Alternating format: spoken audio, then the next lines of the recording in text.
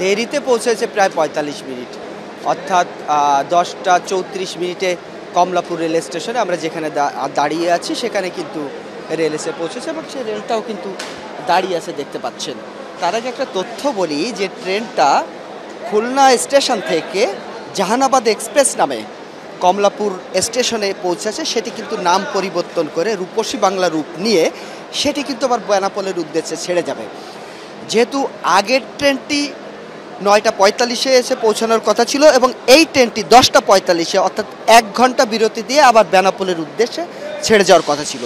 ওইটা লেট হয়েছে বলে এটিও হয়তো লেট হবে বা হয়েছে, সেটি হয়তো আর আধা ঘন্টার মধ্যে বেনাপোলের উদ্দেশ্যে ছেড়ে যাবে, যেটি আগেই বলেছি রূপসী বাংলা নাম নিয়ে।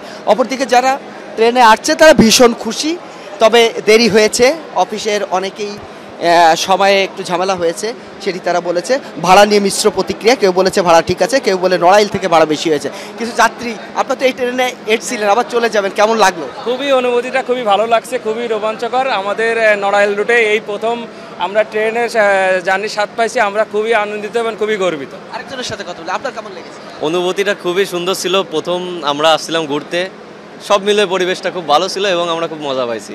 অনেকেই ঘুরতে আসছে, অনেকেই কাজে আসছে, তবে পুরো ব্যাপারটাকে অনেকেই উপভোগ করেছে।